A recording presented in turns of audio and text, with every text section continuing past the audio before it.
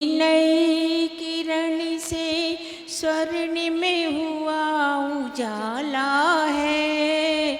गुरुवर के शुभ चरण पड़े अब चमका भाग सितारा है। नौ प्रभात की नई किरण से स्वर्ण में हुआ उजाला है। गुरुवर के शुभ चरण पड़े अब चमका भाग सितारा है। मंगलमय प्रभाती गाओ मंगल दीप सजाए के सत सत वंदन करो गुरु को अंतर भाव जगाए के। आज समय ने ली अंगड़ाई फिर से तुम्हें पुकारा है। गुरुवर के शुभ चरण पड़े अब चमका भाग सितारा है। नौ प्रभात की नई किरण से स्वर्ण में हुआ उजाला है। गुरुवर के शुभ चरण पड़े अब चमका भाग सितारा है। शाश्वत सुख का दर्शन जिनके रग रग का श्रृंगार है। समता के भावों का सागर अजर अमर निर्विकार है। गुरुवर के चरणों में जो डूबा उसको मिला किनारा है। गुरुवर के शुभ चरण पड़े अब चमका भाग सितारा है। अब चमका भाग सितारे। बोलो आचार्य विनम्र संघ जी महाराज की जय। मुनि संघ की जय। किरंजन श्रीमती रेखा बहेरिया वाली चित्त नावरण। ताली बजाने वाली तो रहने दो बोलिए भगवान की। देवादिदेव श्री चंद्र प्रभु भगवान की। देवादिदेव श्री महावीर भगवान की। परम पूजनीय संत श्रवणी स्वर्गच्छाचार्य भगवान गुरुवर श्री विराग सागर जी गुरुदेव की। परम पूजन चरणोचार्य भगवान गुरुवर श्री विनम्र सागर जी गुरुदेव की। अहिंसामयी जैन धर्म की। परम पूज्य मुनि श्री 108 विज्ञ सागर जी महामुनिराज की। आरिका संघ की।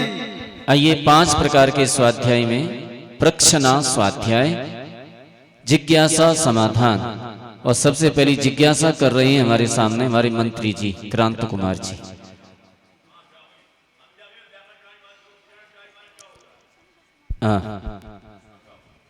माइक में बोलो ना। उच्चारणाचार्य माने क्या होता है? ये उच्चारणाचार्य क्यों कहते हैं, है ना? उच्चारणाचार्य का मतलब होता है उच्च आचरण। जिनका आचरण उच्च होता है उन्हें उच्चारणाचार्य कहते हैं। ठीक है ना? आचार्य परमिष्टि का आचरण कैसा होता है? उच्च होता है ना, उच्चारणाचार्य। दूसरी बात, एक बात तो ये हो गई। दूसरी बात, जिनका उच्चारण शब्द उच्चारण शुद्ध होता है उन्हें भी उच्चारणाचार्य कहते हैं। जो सूत्रों का उच्चारण करके दिखलाते हैं, शुद्ध उच्चारण करके दिखलाते हैं, उन्हें भी उच्चारणाचार्य कहते हैं। कसाई पाहुड़ के अंतर्गत एक आचार्य हुए जिनका नाम था बप्पदेव आचार्य। ठीक है ना? बप्पदेव आचार्य, जिनको उच्चारणाचार्य की उपाधि दी गई थी, उनको उच्चारणाचार्य कहा गया था।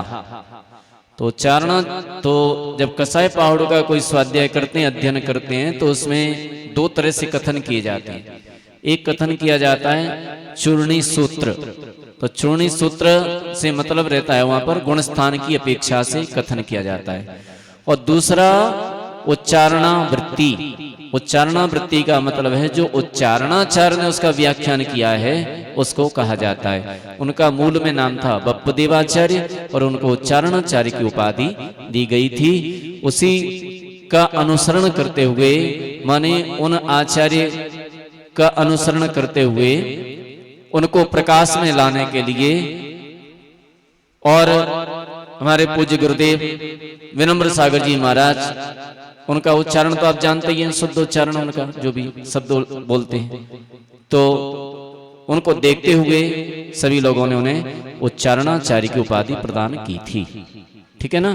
इसका प्रमाण है कसाई पाहुड़ पुस्तक, उसमें से देख सकते हैं। जय धवला। आइए दूसरा प्रश्न, आगे समझ में आ गया ना।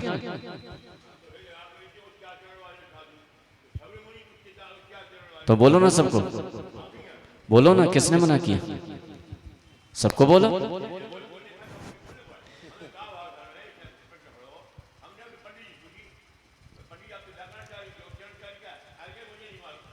हाँ, तो दोनों चीज, दोनों उद्देश्य बता दिए, दोनों लॉजिक बता दिए हमने। अब आपको जो लगाना है सो लगाओ।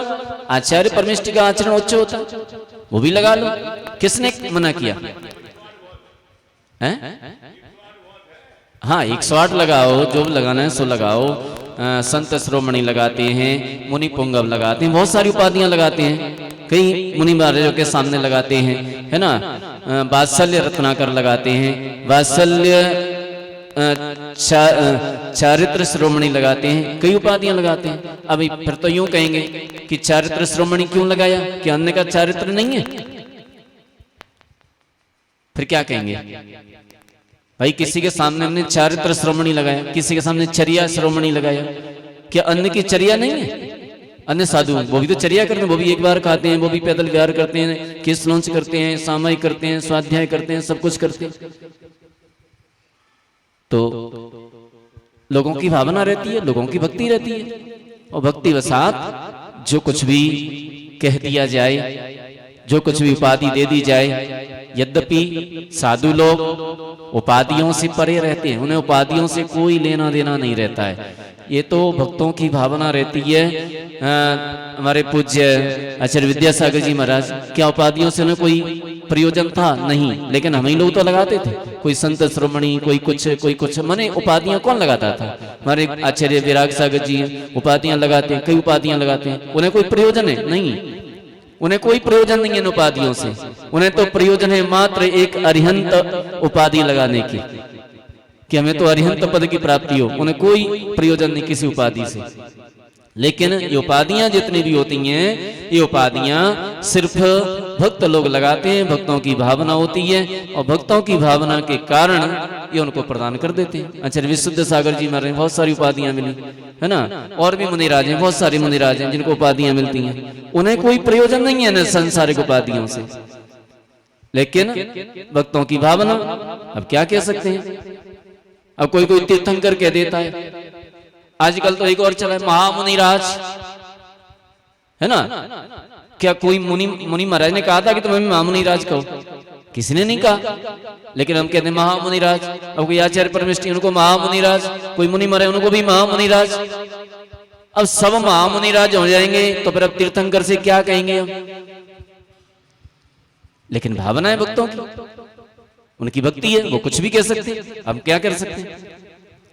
हमने कहा, हमने एक बार ठोका एक व्यक्ति को। हमने कही हमारे सामने महामुनिराज मत लगाया करो, हम महामुनिराज नहीं है, हम तीर्थंकर नहीं है। महामुनिराज तीर्थंकर को लगता है। बोले महाराज हमारी मर्जी, आप क्या कर लोगे? हम कुछ भी कहें, और हम आपको तीर्थंकर कहते हैं तो आप क्या कर लोगे? बात तो सही, हम कुछ नहीं कर पाएंगे।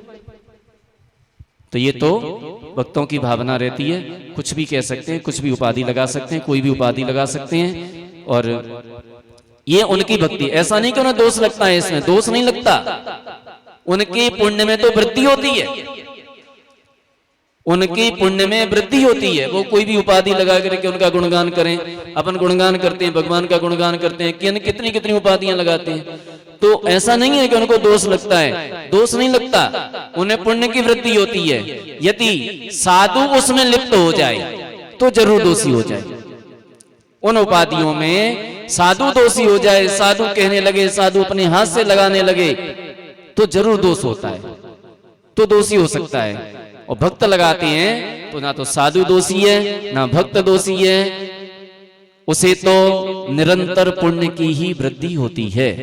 इसलिए उपाधियां लगाने में श्रावक लगाता है कोई दोष नहीं है, और साधु अपने हाथ से लगाने लगे, अपने हाथ से ही लिखने लगे उपाधियां अपने नाम के सामने, तो निश्चित मान के चलना वो दोषी जरूर है। उसको जो है जे ख्याति लाभ पूजा आदि चाह है ना, मिथ्या दृष्टि के बात है ना, जो ख्याति लाभ पूजा आदि चाह, जो अपनी ख्याति लाभ पूजा इत्यादि चाहते हैं कि लोग हमारी पूजा करें, हमारी ख्याति हो, हमारी जय जयकार करें, साधु चाहता है, तो निश्चित रूप से वो दोषी हो जाता है। यदि श्रावक करता है तो इसमें कहीं भी कोई भी दोषी नहीं है। श्रावक को और पुण्य की वृद्धि होती है गुणगान करने से। देखो मूलाचार ग्रंथ में कहा गया है कि अरिहंत भगवान की भक्ति करने से, अरिहंत भगवान की भक्ति करने से चिर संचित पाप क्षय हो जाते हैं।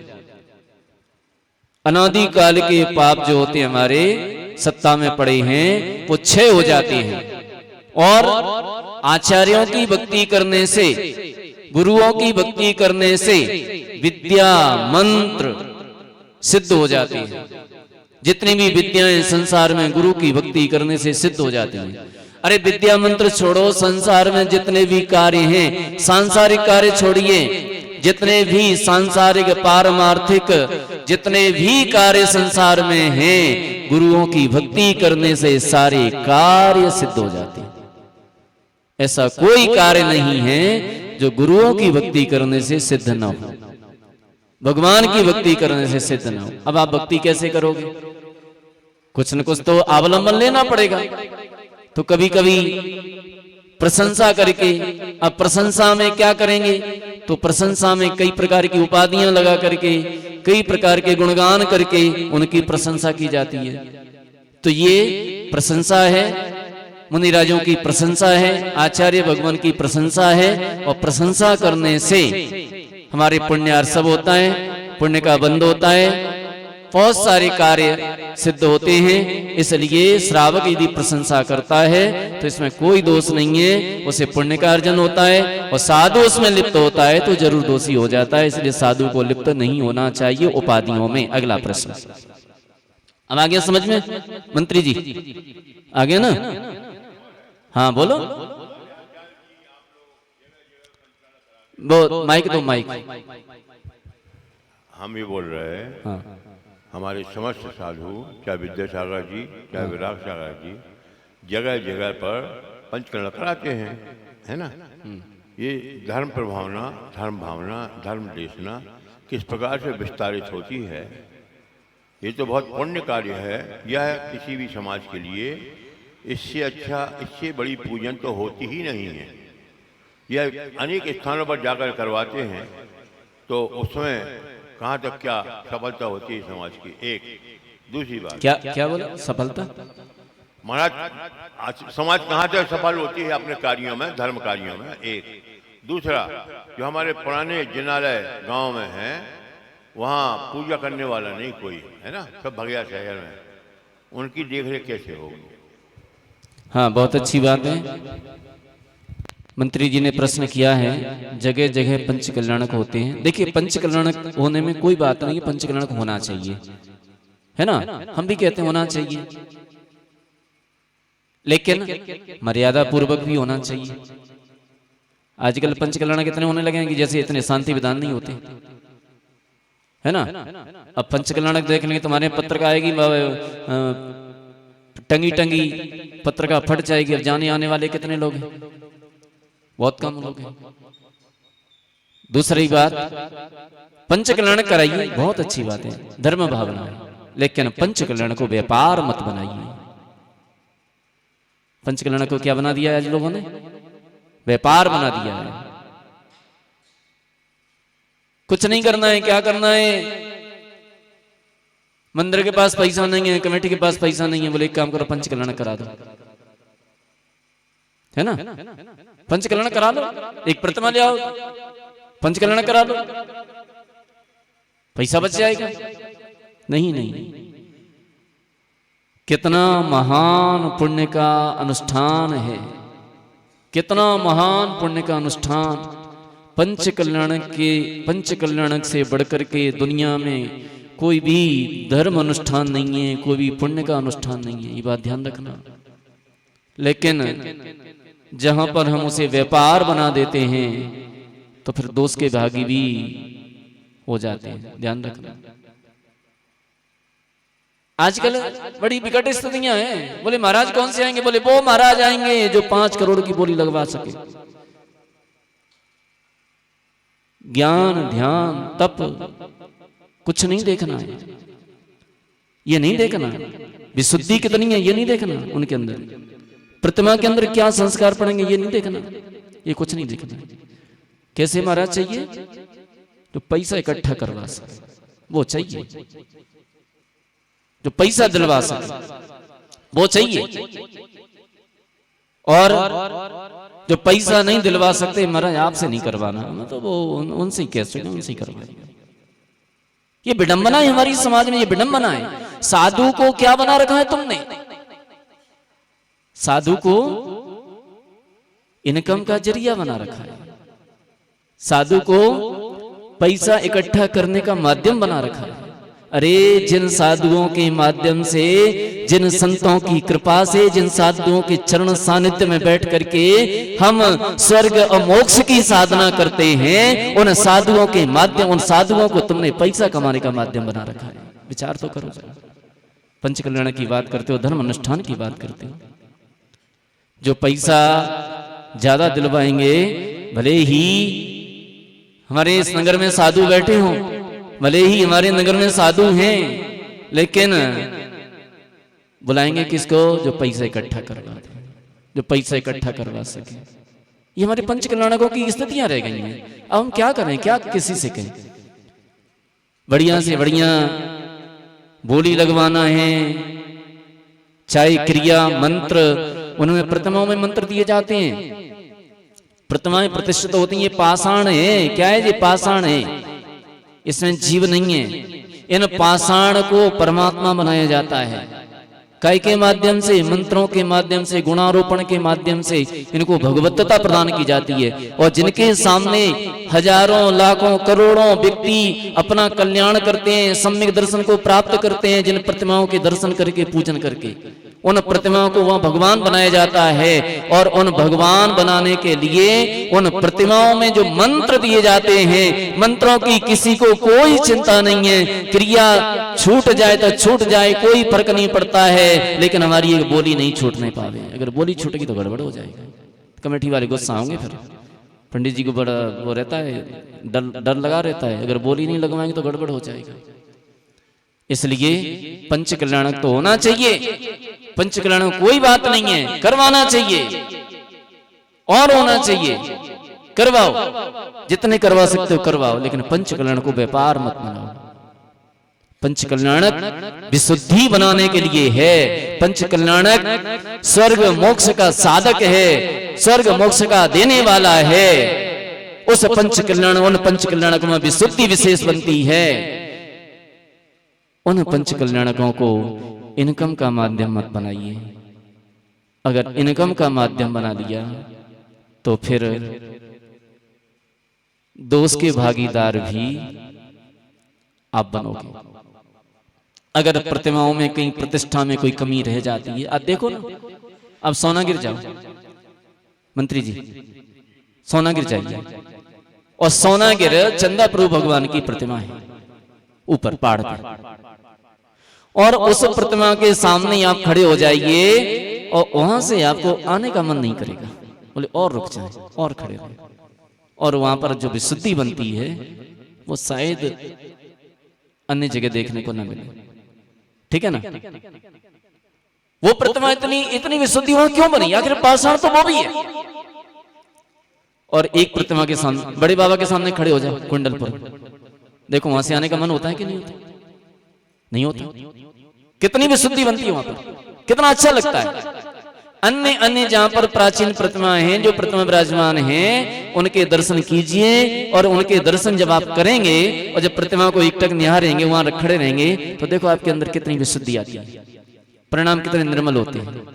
और जो आजकल की प्रतिष्ठा होती हैं, जो नई प्रतिष्ठाएं हैं, उनके सामने उतना मन नहीं लगता है, उतना मन नहीं लगता है। क्यों नहीं लगता है? कारण है उसमें भी। प्रतिमा पहले बनाई जाती थी, पहले पाषाण की पूजा होती थी, शुभ मुहूर्त में उसकी पूजा होती थी।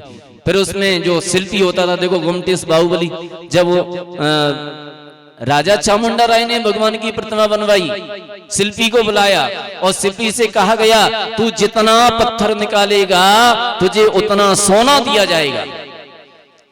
और चामुंडा राय की मां, उसने कहा, तू अभक्ष्य भक्षण मत करना, तू कोई अशुद्ध भोजन मत करना, तेरे लिए मैं शुद्ध भोजन बना करके लाऊंगी, तो उसको उस भोजन को करना। और क्योंकि भगवान को बना रहा है, तो किसको बना रहा है? भगवान को बना रहा है। और जब शिल्पी घर पे पहुंचा तो मां से बोला, मां मुझे आज तक ऐसा काम कभी नहीं मिला है जो अब मिला है। बोले कैसा मिला है? बोले भगवान की प्रतिमा बना रहा हूं, और उस प्रतिमा जो पत्थर को मैं छांटूंगा, जो पत्थर निकालूंगा, जितना पत्थर निकालूंगा राजा मुझे उतना सोना देगा। मां ने कहा, उसकी मां ने कहा, अधिकार है तेरे जीवन को, तू भगवान को बनाने के बदले में सोना लेगा? धिक्कार है तेरे जीवन को। इससे अच्छा तो मैं निपुत्री होती तो ठीक थी, कम से कम तेरे जैसा पुत्र तो नहीं होता जो भगवान को बनाने के बदले में सोना ले रहा है। मिस्त्री का जो शिल्पी था, उसका हृदय पिघला। बोले अरे मैं क्या कर रहा हूं? भगवान को बना रहा हूं और भगवान के बदले में सोना ले रहा हूं। उसने राजा से निवेदन किया, महाराज मैं भगवान को बनाऊंगा, लेकिन सोना नहीं, मुझे सोना नहीं चाहिए, मुझे कुछ नहीं चाहिए। मां ला करके भोजन कराती थी, शिल्पी भगवान की प्रतिमा को निकालता जा रहा था, निकालता जा रहा था, और गोमटेश भगवान की प्रतिमा बनकर के तैयार हुई। आज कई शिल्पियों ने उस पैटर्न पर प्रतिमा बनाई, लेकिन आज तक उस प्रतिमा जैसा कोई प्रतिमा नहीं बना पाया, आज तक नहीं बन सकी। प्रयास सबने किया, बहुत सारे लोगों ने कोशिश की कि ऐसी प्रतिमा बना करके तैयार करें, लेकिन आज तक ऐसी प्रतिमा कोई शिल्पी नहीं बना पाया जो गोमटेश्वर बाहुबली की बनी। उसका चमत्कार है, उसका आतिथ्य है विदेशों तक में। तो ऐसे प्रतिमा बनती थी, और ऐसे प्रतिमा बन करके जब आती थी, उनकी प्रतिष्ठा होती थी।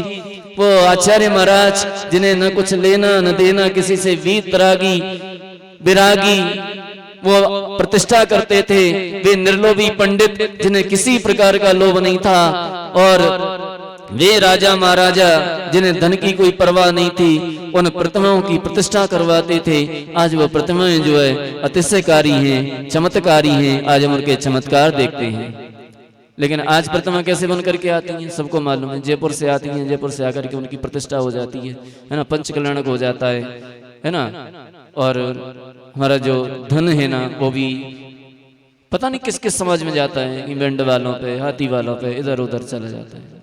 ठीक है, प्रभावना का माध्यम है, प्रभावना कीजिए, उससे मतलब नहीं है, लेकिन उसे व्यापार का साधन मत बनाइए।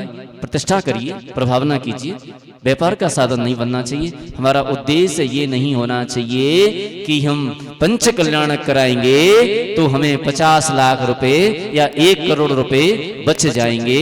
ये पहले हिसाब किताब मत लगाइए, तो आपका पंच कल्याण कराना सार्थक है। वही पंच कल्याणक स्वर्ग और परंपरा से मोक्ष का कारण बनेगा।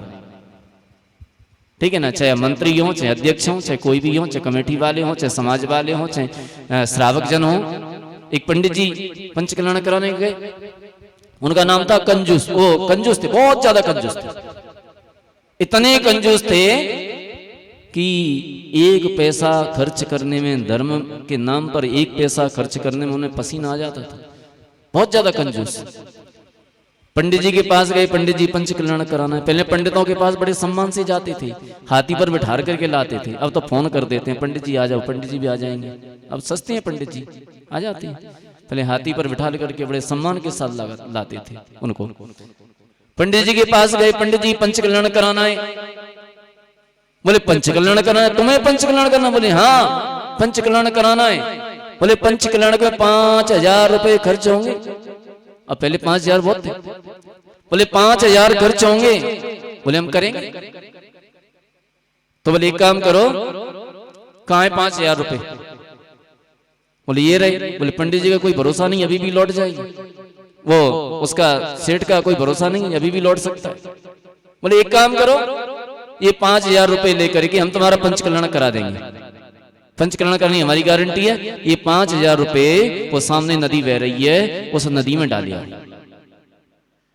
और तो हम पंच कल्याण करा रहे तुम्हारा। सेठ जी तैयार हो गए, चलो। और वो पोटली लेकर के जैसे ही नदी में डालने लगे तो पंडित जी ने बीच में ही उसको पकड़ लिया। बोले अब मुझे विश्वास है कि तुम पंच कल्याण करा सकते हो। पहले मुझे विश्वास नहीं था कि तुम पंच कल्याण करा सकते हो। तो बोले पंडित जी अब तो आपको विश्वास हो गया? बोले हाँ अब विश्वास हो गया। तो बोले एक काम करो, अभी तक आप मुझे कंजूस कहते थे, अब तो कंजूस कहना बंद कर दोगे ना? अब तो मैं कंजूस नहीं हूं।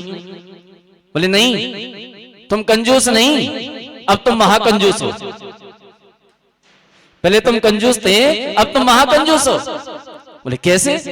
बोले ऐसे कि तुमसे अभी तक तो तुम जोड़ जोड़ के रखते रहे, अब तुम्हें पता चल गया कि यहां से हम ले जा नहीं सकते दूसरे भाव में, तो दूसरे भाव में ले जा नहीं सकते। अब क्या करें? तो बोले पंच कल्याण करा दो। अब पंच कल्याण में जो खर्च होगा उससे कई गुना अगले भाव में तुम्हें जा करके मिल जाएगा।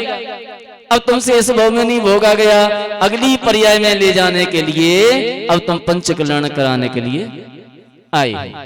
तब तुम्हें क्या कहा जाए? कंजूस कहा जाए कि महाकंजूस? इस भाव में भोगा नहीं गया, अगले भाव में ले जा रहे हो। बोले हाँ बात तो सही है। तो पंच कल्याणक में जो दान दिया जाता है, जो धन खर्च किया जाता है, निश्चित रूप से पंच कल्याणक जो है अगली पर्याय में राज्य पद को दिलवाने वाला है। राजा राज्य पद और तीर्थंकर जैसे पद की प्राप्ति उस पंच कल्याण के माध्यम से हो सकती है आपको। जब गुणगान करते हैं भगवान का, जब उनके चरित्र का गुणगान करते हैं, जो इंद्र आदि बनकर उनके चरित्र का बखान कर गुणगान करते हैं, उनका अभिनय करते हैं, तो आज भले ही वो यहाँ पर अभिनय कर रहे हैं, लेकिन उनकी जो भावना इतनी प्रबल हो जाती है, इतना उनकी सत्ता में पुण्य बढ़ जाता है कि आगे चल करके वो साक्षात तीर्थंकरों के पंच कल्याणक भी मना लेते हैं। और कभी कभी तो अगर उनकी इतनी विशुद्धि बन जाए तो वे ही साक्षात तीर्थंकर बन जाया करते हैं। इसलिए पंच कल्याण का बहुत बड़ा महत्व है। पंच कल्याण का बहुत बड़ा महत्व है। 1000 सिद्ध चक्र विधान करा लो और एक पंच कल्याण करा लो, दोनों का एक बराबर फल होता है। और सिद्ध चक्र विधान कराने का कितना फल है मंत्री जी मालूम है? सिद्ध चक्र विधान कराने का सिद्धों के चक्र में प्रवेश करने के लिए कराते हैं। इसलिए पंच कल्याण कराना चाहिए, होना चाहिए, लेकिन पंच कल्याण को कभी व्यापार नहीं बनाना चाहिए। इस बात का ध्यान रखना चाहिए, ठीक है ना? व्यापार बना करके नहीं करना। पहले हिसाब किताब मत लगा लेना कि इसमें कितना बचेगा।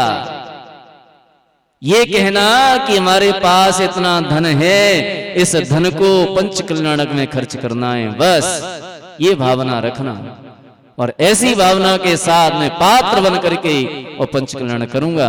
ये मत सोचना कभी कि इसमें कितना बच जाएगा, कितना खर्च हो जाएगा। ये हिसाब किताब मत लगा लेना। अगला प्रश्न और बताइए, अंतिम प्रश्न। नमोस्तु महाराज जी। जिन मंदिर में जब हम लोग प्रतिमा अभिषेक करते हैं, प्रतिमा अभिषेक करते समय महिलाओं को प्रतिमा से कितने दूर रहना चाहिए, पहली बात। दूसरी बात, उसके बाद जब मार्जन करते हैं तो कुछ लोग कपड़े को 1 फोल्ड 2 फोल्ड 3 फोल्ड 4 फोल्ड करके मार्जन करते हैं। हमारे विचार से अनुचित है। यदि आप इसके संबंध में और जानकारी दें। दूसरी बात महाराज जी, भगवान की प्रतिमा पूर्वमुखी और उत्तरमुखी होती है, तो क्या हमें अभिषेक करते समय अपना मुख उत्तर दिशा और पूर्व दिशा की ओर ही करना चाहिए या अन्य दिशा में भी कर सकते हैं? विराजी मूलाचार में वंदना के प्रकरण में मुनि महाराज से महिलाओं को 7 हाथ दूर से वंदना करना चाहिए, उपाध्याय महाराज 6 हाथ से दूर से करना चाहिए, और साधु परमेष्ठी से साधु परमेष्ठी से 7 हाथ, उपाध्याय से 6 हाथ और आचार्य महाराज से 5 हाथ दूर से वंदना करना चाहिए। ठीक है ना। जिनेंद्र भगवान का जो प्रतिमा का कोई विधान शास्त्रों में नहीं है, पहली बात कि कितने हाथ से दूर करना चाहिए। अब वही लगा लीजिए 7 हाथ 5 हाथ 7 हाथ, कम से कम 7 हाथ लगा लीजिए, 7 हाथ दूर से उनको वंदना करना चाहिए। और उसके बाद जो और ज्यादा दूरी है तो अब जितनी दूरी से करना है सो करो। ठीक है ना।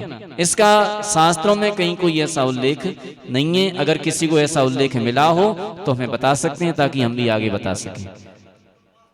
हाँ, पास पहुंच जाते हैं, नहीं पहुंचना चाहिए। देखिए यहां पर हमारी 2 आमनाई हैं, एक 13 पंथ आमनाई है और एक 20 पंथ आमनाई है। 13 पंथ आमनाई में महिलाएं दूर रहती हैं। आपके यहाँ कौन सी चलती है? 13 चलती है, प्योर 13 चलती है ना, तो आपको 7 हाथ दूर रहना चाहिए कम से कम। ठीक है ना। अब 13 पंथामनाई को मानने वाले हैं तो 13 पंथामनाई के अनुसार आपको 7 हाथ दूर से भगवान की वंदना करना चाहिए। ठीक है ना। और यदि आप 20 पंथामनाई को मानते हैं तो भगवान का अभिषेक भी कर लेते हैं, है ना। महिलाएं अभिषेक भी करती हैं भगवान को, गोमटेश्वर में करती हैं, जहां जहां 20 पंथामनाई है। तो आप जिस आमनाई में ढले हैं, आप जिस आमनाई को मानते हैं, आप जिस आमनाई को स्वीकार करते हैं, उस आमनाई के अनुसार आप चलिए ताकि समाज में किसी प्रकार के कोई झगड़े ना हो, कोई किसी पर टीका टिप्पणी न करे, कोई किसी से कुछ न कहे। इसलिए आप अपने आमनाई के अनुसार भगवान के गर्भगृह से बाहर से दर्शन कीजिए। भगवान के गर्भगृह में प्रवेश का निषेध है यहाँ पर, है ना। तो निषेध है, तो निषेध के अनुसार आप गर्भगृह के बाहर से दर्शन कीजिए। ठीक है ना। हम किसी को गलत तो सही नहीं बता रहे कि कौन सही कौन, ये बात नहीं कर रहे हम। ठीक है ना। हम तो जो हमारे यहाँ जो परंपरा है उस परंपरा के अनुसार आपको चलना पड़ेगा, उस परंपरा के अनुसार आप चलिए। ठीक है। तो उस परंपरा के अनुसार आपको कम से कम 7 हाथ दूर से भगवान को नमोस्तु करना चाहिए। ठीक है ना। 7 हाथ दूर से नमोस्तु कीजिए। ऐसा शास्त्रों का उल्लेख नहीं है। शास्त्रों में साधु परमेष्ठी से, आचार्य परमेष्ठी से, उपाध्याय परमेष्ठी से वंदना करने का उल्लेख है ना। लेकिन हमें अपने विवेक से इतना करना चाहिए, ज्यादा नजदीक नहीं जाना चाहिए। ठीक है ना। और क्या था? मार्जन, प्रक्षाल मार्जन करते समय ना तो 2 घड़ी करना है, ना 4 घड़ी करना है, ना 6 घड़ी करना है। आपको तो जैसे सुविधा हो वैसे करके भगवान को इतना रगड़ना है, इतना रगड़ना है, इतना रगड़िए कि आपका चेहरा भगवान की प्रतिमा में दिखाई दे जाए। गंदी नहीं होना चाहिए प्रतिमा के ऊपर। कोई ऐसा नहीं कि काली पड़ रही हैं कि पीली पड़ रही हैं, ऐसी प्रतिमा नहीं होनी, एकदम चमचमाती हुई होना चाहिए भगवान की प्रतिमा। देखो अरिहंत भगवान का शरीर समोचना में कैसा चमचमाता है ना। तो जब वो चमचमाता है तो लोगों को प्रसन्नता होती है, खुशी होती है। और यहाँ पर हम गंदी करेंगे, मार्जन ढंग से नहीं करेंगे, प्रतिमा जो है चमकेगी नहीं, लोगों के मन में कई विकल्प आएंगे। देखो यहाँ के पुजारी ठीक नहीं होंगे, यहाँ का पानी ठीक नहीं है, कई विकल्प आएंगे। इसलिए भगवान की प्रतिमा बिल्कुल चमचमाती हुई होना चाहिए। अब आप कैसे कर सकते हैं? चाहे आप डबल करके करो, चाहे ट्रिपल करके करो, चाहे 4th घड़ी कर लो, कैसे भी कर लो। इसमें कहीं किसी प्रकार का कोई शास्त्रोक्त उल्लेख नहीं है, अथवा कि ये इतनी घड़ी करके ही हमें प्रतिमा का मार्जन करना चाहिए, कोई उल्लेख नहीं है ऐसा। आपको जैसी सुविधा बने आप तो भगवान का मार्जन। देखो एक योगेंद्र सागर जी महाराज थे, आपने देखे क्या? आचार्य योगेंद्र सागर जी, हाँ मोटे महाराज, आगे पेट योगेंद्र सागर जी महाराज आचार्य। उनकी समाधि हुई थी 52 वर्ष की उम्र में। उनके पैर में गैंग्रीन हो गया था। उनसे कहा महाराज इलाज करा लो, बोले नहीं इलाज नहीं कराना, अब तो जो होगा सो होगा। और उन्होंने बड़ी अच्छी तरह से संलेखना धारण करके बड़ी अच्छी तरह से नमोकार मंत्र का उच्चारण करते हुए उनकी समाधि हुई थी उधर सागवाड़ा में। तो वे अक्सर कहा करते थे, बोले तुम कलश करो, क्या करो, कलश करो भगवान के ऊपर, क्लेश मत करो, चाहे दूध का करो चाहे पानी का करो, ठीक है ना, जिसको जो पसंद है वो करो, पर क्लेश मत करो, झंझट मत करो, कलश करो भगवान के ऊपर। जहां पानी का हो रहा है वहां पानी का करो, जहां जल से हो रहा है वहां जल से करो, जहां जैसी परंपरा है, जहां जैसा लोग करते हैं वैसा करो, लेकिन कहीं भी झगड़े मत करो, लड़ाई झगड़े मत करो, क्लेश मत करो, ठीक है ना। तो जैसे तुम्हें सुविधा मिल जाए, डबल करके पहुंच सकते हो डबल करके पहुंचो, सिंगल से पहुंच सकते हो सिंगल से पहुंचो, ट्रिपल कर लो, 4 घड़ी कर लो, 5 कर लो, 10 कर लो, जैसा कर लो वैसा कर लो। हमारा उद्देश्य भगवान की सफाई, भगवान को साफ करना।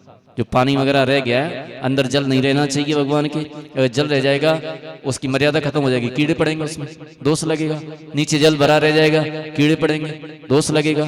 इसलिए ऐसा नहीं करना चाहिए, जल को बिल्कुल साफ कर लो, उतना ही अभिषेक करो जितना हम साफ कर सकते हैं। ऐसा नहीं कि भर भर के डाल दिया और मार्जन किया नहीं, वैसे चले आए, तो दोष भी लगेगा इसका, है ना।